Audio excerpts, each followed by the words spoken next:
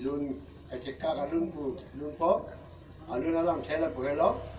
de long pen ili non dak kajalang jirbu jing che ga we kidwan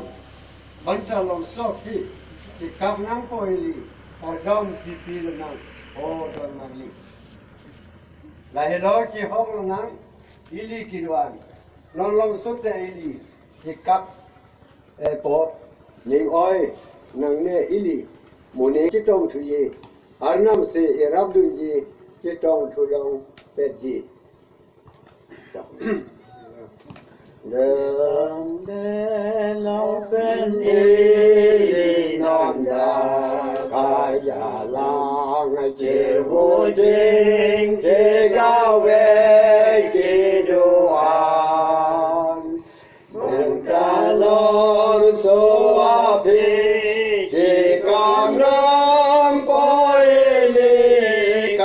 Dam tim pilo na modon mardi lai lo che ho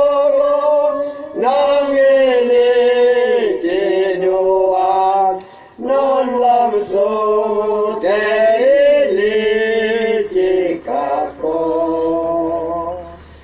eng oi nam ne ili bo le che